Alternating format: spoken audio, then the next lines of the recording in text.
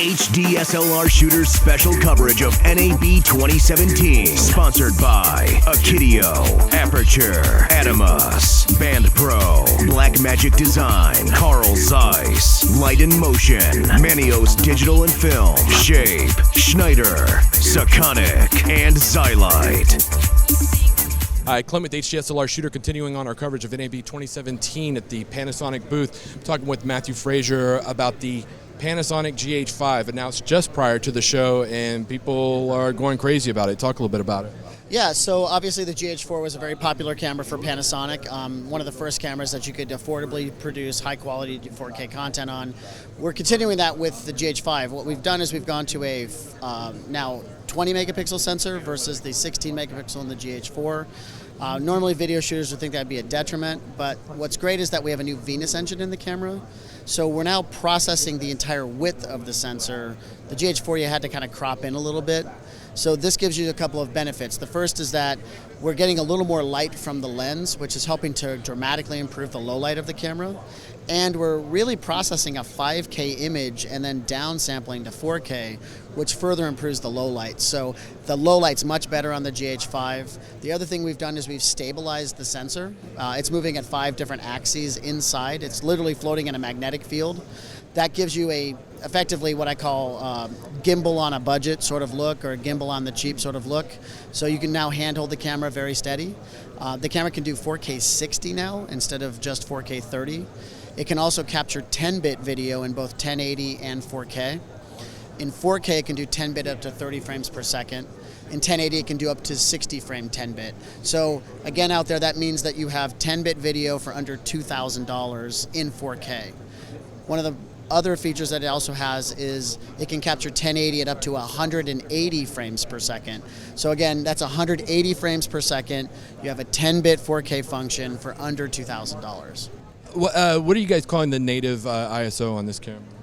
It depends. So if you decide to purchase the Vlog unlock code and you unlock Vlog in the camera, that's going to get you a native ISO of 400. Otherwise, in the other picture profiles, it would be a native 200. But keep something in mind that because of the new changes we've made, there's very little noise difference between ISO 200 and ISO 800, and the dynamic range is nearly identical. So you're going to get a fairly similar look from 200 to 800. And are the card types, what type of media does it record to? Yeah, so the camera will accept 2 SD cards. They're both UHS-2 compatible. So it depends on what you're recording. So as the camera sits today, you would want to use a U3 card with the camera. But in the future, when we offer a new firmware update, we're going to incorporate a 400 megabit 4K all-intra codec. We'll also have a 200 megabit all-intra 1080 codec. Well, 400 megabits is too fast for U3 cards. So there's a new designation because we want to make things very confusing for everybody. There'll be something called a V60 card and also a V90 card. This camera will want to work with V60 cards. You can also use V90 with it. When you use those V60 cards, it guarantees you 60 megabytes per second of write speed. That means it can support the new all-intra 4K codec. What about HDMI out? Does it have a clean signal out? Yeah, we took that off. I'm joking. Yeah, it absolutely does that. So we've given you a full-sized HDMI port now instead of the micro or mini. So no more broken HDMI ports. And it absolutely supports 4K, up to 60 frame, and 10-bit. So you'll see we have the Ninja Inferno on here now. The Ninja Inferno can accept HDMI 4K 10-bit at up to 60 frame. So this would be one of the coolest slow-mo rigs that you could have for 4K at 60 frames per second. That's awesome. What do people need to consider if they're looking to replace their GH4? We talked about some of the benefits, but what would you say is the chief thing that they need to consider if they're thinking about buying this camera?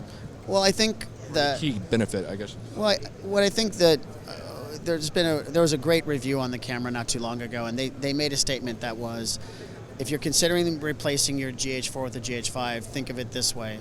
It's not just the new features that they've added to the camera that the GH4 doesn't have. The GH5 does everything your GH4 does, only a lot better than your GH4 does it.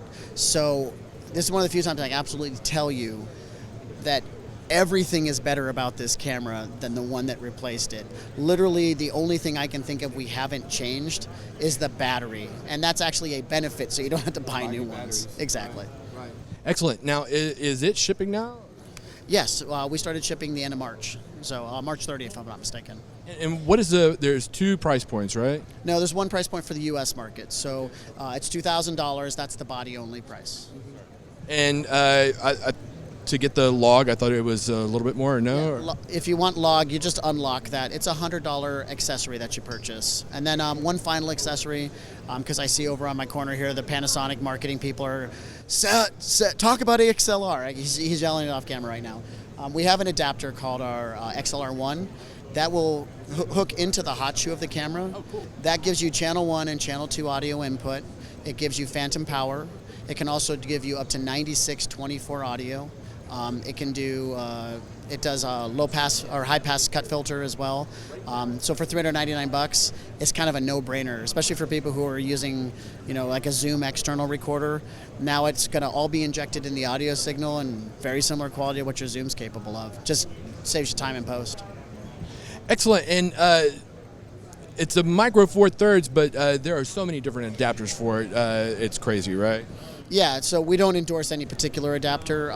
I know companies like Kip-On and Metabones both make autofocus adapters for them for Canon users that can also control aperture. There are speed booster or BAV eyes adapters that can give you a wider angle of view, effectively simulating either an APS-C look, which is also kind of Super 35, APS-H look with a XL adapter. So yeah, all those adapters are great, and they certainly help us to sell more cameras. So available now, $2,000, and people want to find out more. What is the website they should go to? I would recommend they go to Panasonic.com. That's where I would go. Or better yet, if they want some direction on how to use the camera, or they want to see some examples of some footage, they can go to our YouTube channel. That's Lumix Cameras. So just YouTube, Lumix Cameras. Excellent. Thank you so much, Matthew. Thank you. HD SLR Shooters special coverage of NAB 2017. Sponsored by Akidio, Aperture, Adamus, Band Pro, Blackmagic Design, Carl Zeiss, Light in Motion, Manios Digital and Film, Shape, Schneider, Sakonic, and Xylite.